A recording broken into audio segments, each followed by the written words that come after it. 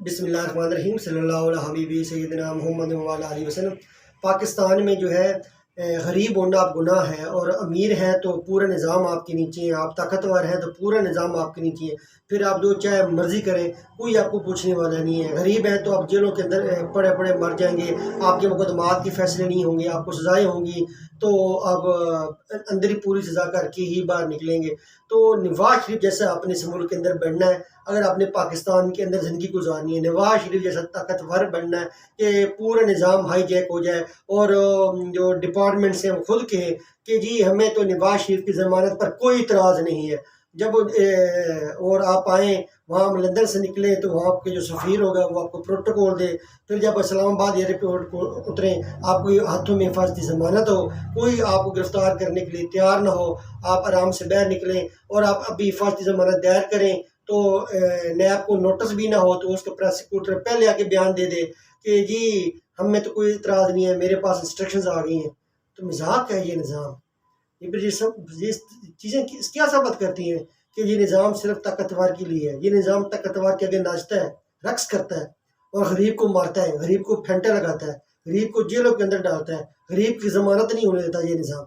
और ताकतवर शख्स जब आता है तो देखें, हमेशा आप फौजदारी मुकदमा देखें तो जो स्टेट डिपार्टमेंट होते हैं, प्रोसिक्यूशन साइड होती है, कभी उसने कहा है कि हमें इस शख्स के बरी होने पे कोई इतराज़ नहीं है, इस शख्स की ज़मानत होने पे कोई इतराज़ नहीं है।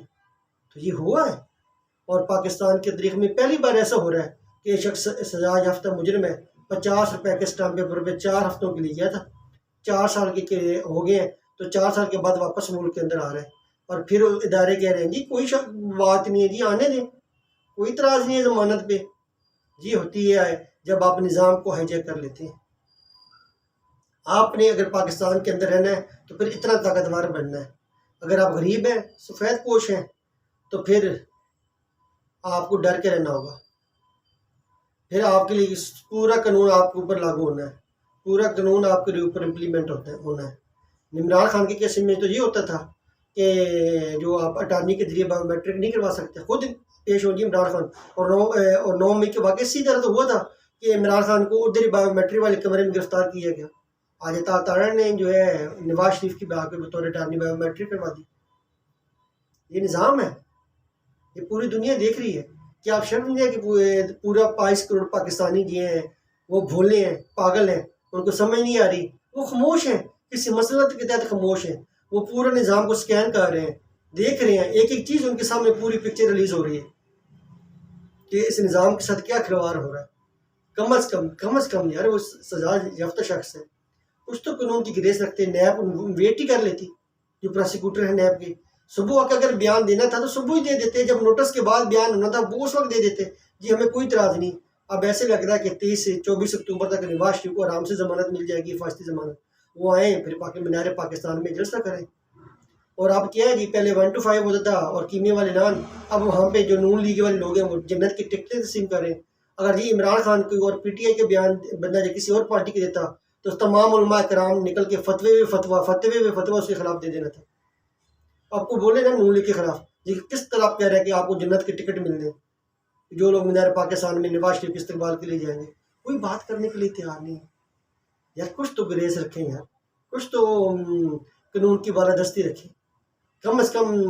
फिर जो अदालत जो भी फैसला करे वो सबको मानना चाहिए, वो तो अलग बात है। लेकिन इदारे तो जो होती है, जो प्रोसिक्यूशन होती है, वो तो के हमेशा मुखालफत करती है। वो तो कभी भी नहीं कहती फलां शख्स को बरी कर दे, उसने तो अपना केस प्लीड करना होता है, मजबूत करना होता है। यहाँ पर तो नया निज़ाम है, फिर कम से कम नोटिस तो होने देते। वो अल्लाह के बंदों, कुछ तो शर्म करते, कुछ तो हया करते, कुछ तो गिरेज का मुजाहरा करते, नोटिस का ही वेट कर लेते। जब नोटिस होता फिर आके आपको बयान देते। ये निज़ाम मजाक बन के रह गए। और यकीन करें पाकिस्तानी निज़ाम जो है ताकतवर शख्स के आगे बेबस है। हम जैसे जो गरीब लोग होते हैं, बाकी निज़ाम उन्हीं के लिए सब कुछ है, उन्हीं के ऊपर कानून लगा होना है। और जो ताकतवर शख्स है वो आता है जहाज में बैठ कर 4 साल के बाद मज़े से आएगा, फर्स्ट जमानत मिली होगी, सजा याफ्ता शख्स है, मफरूर मुजरिम है, आएगा, फिर देखा जाएगा क्या होता है क्या नहीं होना। चौथे 5वें नंबर पे मकबूलियत है उसकी पाकिस्तान में।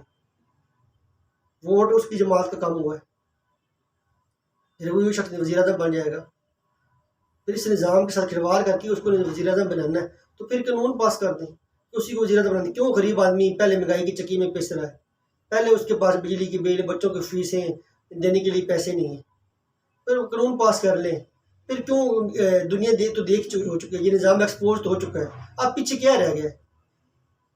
जब नोटिस नहीं मिलता होता उस जमानत उस केस के अंदर, तो वहाँ पे जो प्रोसिक्यूटर होता है वो पहले बैठा होता है, वो कहते हैं जी हमें इंस्ट्रक्शंस आ गई हैं, कोई आपको पूछने वाला नहीं है। क्या आपको अदालत ने नोटिस किया था? कम अज़ कम अदालत के नोटिस की वेट कर लेते, फिर नोटिस के बाद इंस्ट्रक्शन ले लेते, कुछ उसके खिलाफ आर्गू कर लेते। ये कह देते हैं जी आर्गूमेंट्स यही हैं, कानून तो ये कहते हैं, लेकिन ठीक है आने दें। कुछ तो ग्रेस कर लेते, कुछ तो गरीब आदमी को दिलासा देते जिसके ऊपर रोजाना ये कानून जुल्म करता है, मारता है, पीटता है उस गरीब आदमी को, जिनको उठा उठा के जेलों में डालता है, तशद्दुद का निशाना बनाता है। ताकतवर के नीचे इतना निज़ाम लेट जाएगा, ये अनबिलीवेबल है। क्या नवाज शरीफ इतना ताकतवर शख्स हो गया कि पूरा निज़ाम ही लेट गया उसके आगे? आज प्रोसिक्यूटर को हिम्मत नहीं हो रही कि वो बेल की मुखालफत कर ले। कम अज कम नोटिस होने देते, कुछ ग्रेस होते, दुनिया को दिखाते। अब पूरी दुनिया में हमारा मजाक बन रहा है कि अदालत ने नोटिस नहीं किया, प्रोसिक्यूटर को पहले हिदायत जारी हुई है। मजाक बन गया ये निज़ाम। और अमीर आदमी ही पाकिस्तान के अंदर सर्वाइव कर सकता है, हमारे जैसे गरीब सफ़ेद पोश आदमी का पाकिस्तान में रहना ऐसे ही है। फिर अगर आप गरीब हैं तो जेलों में पड़े रहें, ना आपको वकील मिलना है, ना आपके मुकदमात के फैसले होने हैं, ना ही आपके लिए कभी किसी ने प्रोसिक्यूटर ने कहना कि इसकी जमानत करने हमें कोई इतराज़ नहीं है, या इसके बरी होने पे कोई इतराज़ नहीं है। ये फेवर नवाज शरीफ जैसे लोगों को मिलती है भाई इस निज़ाम के अंदर। वो ताकतवर है, वो आ रहा है, और उसने उस दिन जो रेड शूज़ पहने थे ना और रेड जैकेट पहनी थी, वो दिखाने के लिए, हम लोगों को दिखाने के लिए पहनी थी। वो एक सिंबॉलिक चीज़ें थी